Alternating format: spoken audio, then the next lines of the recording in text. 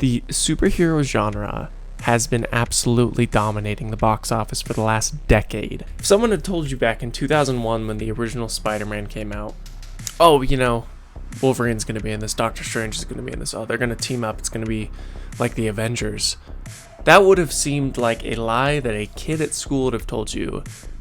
The kid that says, my dad, he actually works at Nintendo. It's kind of crazy. I think we take it for granted how much we're actually getting. Just look at the most recent Spider-Man, the most recent Avengers. We're getting an upcoming Flash movie in the same vein. It's just madness. It's crazy. I mean, we're getting 2 Batmans in 2022. These are things you wouldn't have believed would happen. Hello, Peter. And I am just as susceptible when you show me cool shit. Look at this.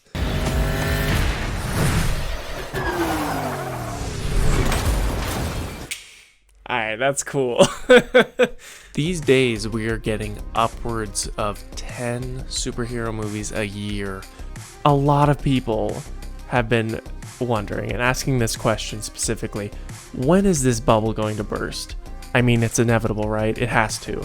A lot of people are growing tired of the oversaturation, including myself. I think the last time I looked into it, Marvel had it mapped out till 2028. Why? It's too much. We're getting so much saturation of this market. I don't care about any of them. Why should I? I mean, who cares about Black Adam? I was born to play Black Adam. It's about drive, it's about power. The camel's back of the superhero genre is getting close to breaking. Well, that's not a good analogy. It'll probably be like Westerns, how they kind of fade from popularity. Now, I don't know when, but I do have a theory on what will come next.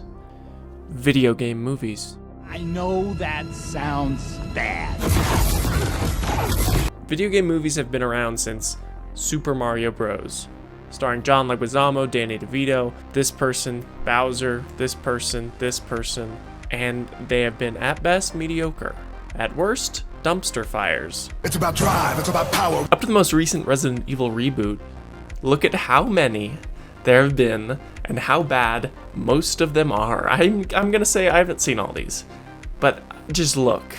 So not a great strike rate in terms of quality or critical reception, but that's not what the people who pay for these movies care about, is it, right? No, they care about moolah. Surely the Doom movie killed in the financial department, right? Now, a call for help has gone out. Game time. The Rock's in it. Gone Girl? Nope, it flopped real hard on a budget of 60 million, only made 58. Good job. If you think about it, we've had some really bad superhero movies before the original Spider-Man. Only he could defeat a superhuman madman. Supergirl, in her first great adventure. With the occasional success. I believe that video game movies will overtake the industry as the next big thing, truly. And if I am wrong within the next 5 years, then come back and leave a dislike on this Okay, so looking back on the history of these disasters, the last 5 years have been somewhat kind, really kind, to these video game movies. All of these did really well in the box office. They aren't usually critically received well.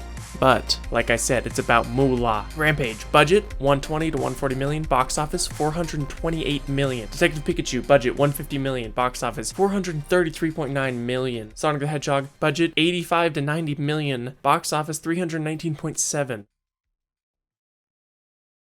Why are video games so hard to adapt, be it to the big screen or to the at-home television screen? Nice job, hero. Hey, excuse me, princess. The video game medium is built around the player experience. And when you take away that control, you lose what makes video games so special. The new Last of Us HBO series is a given it'll probably be somewhat successful because The Last of Us is already trying to emulate Hollywood films. It's translating that cinematic language directly into the video game. You play a level, you play a sequence, you watch a cutscene. But then, if you go off and try to make a Tetris movie, for example, what the hell do you do with that? Who's the main character? Is it the weird block that nobody wants and it learns to accept itself and that they don't have to fit in? Wait a minute. That sounds terrible because it's the Emoji Movie. The new Super Mario Bros. Animated movie sounds like it's going to be an absolute train wreck. We've previously announced that I have been working with the Hollywood movie studio Illumination.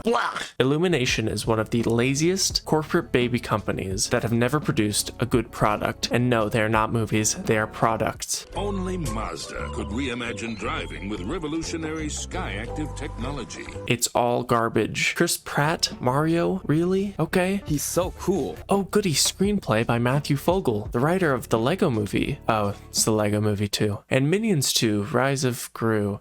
Who am I kidding? This movie's gonna be amazing. All jokes aside, this movie will probably do incredibly well at the box office. I mean, they're already working on a Donkey Kong movie with Seth Rogen. You mother-f***ing piece of shit. And you know what I'm gonna have to do now?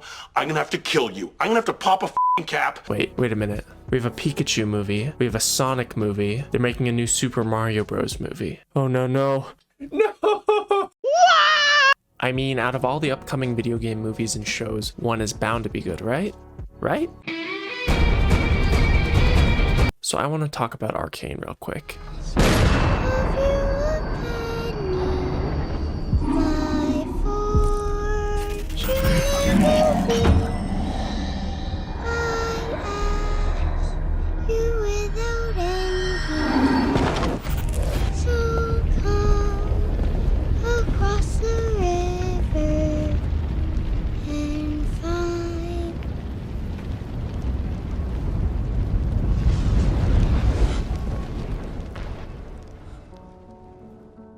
I had Arcane written down as a side note because people were talking about it and making a big fuss about it.